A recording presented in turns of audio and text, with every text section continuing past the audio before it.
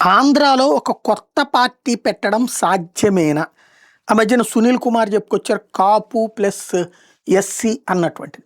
అలాగే ఇప్పుడు ఈ అమ్మాయి రత్నకుమారి అదే వంగవీటి రంగా గారి అమ్మాయి ఆశా తిరుగుతున్నటువంటి సందర్భంలో ఫస్ట్‌లో వైఎస్ఆర్‌సీపీ అన్నారు. ఇప్పుడు కాదు కాదు అమ్మాయి కొత్త పార్టీ పెట్టడానికన్నది. ఇవాళ కొత్త పార్టీలకి అంత సీన్ లేదు.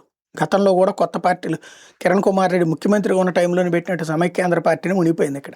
ఒకప్పుడు చిరంజీవి పెట్టిన పార్టీ ఏంటో చూసాం. జనసేన ఇప్పుడు గత్యంతరం లేక వెళ్ళి తెలుగుదేశంతో పొత్తు పెట్టుకున్నటువంటి పరిస్థితి ఉంది. భారతీయ జనతా పార్టీ ఎప్పటి నుంచినో ఉంది, కమ్యూనిస్టులు ఎప్పటి నుంచినో ఉన్నారు. వాళ్ళు స్థిరత్వం లేదు. ఇవాళ అంత ఫెమిలియర్ ఫేస్‌లు కూడా లేదు. మధ్యలో వచ్చి సక్సెస్ అయినటువంటి వాడు జగన్మోహన్ రెడ్డి. జగన్మోహన్ రెడ్డి మధ్యలో పార్టీ పెట్టాడు. పెట్టి కాంగ్రెస్ మొత్తాన్ని తను క్యాప్చర్ చేసేయగలిగాడు. ఇవాళ కాంగ్రెస్ పార్టీకే దిక్కులేని పరిస్థితి అయింది. ఇక్కడ తెలుగుదేశానికి పోటీగా జగన్‌ని యాక్సెప్ట్ చేశారు ప్రజలు. జగన్ పార్టీని యాక్సెప్ట్ చేశారు గానీ మిగతా వాళ్ళని యాక్సెప్ట్ చేయలేదు. అదే జగన్ కూడా ఇప్పుడు ఇబ్బందులు ఎదుర్కొంటున్నాడు. ఇట్లాంటి సందర్భంలో కొత్త పార్టీలు సాధ్యమా అంటే సందేహమే.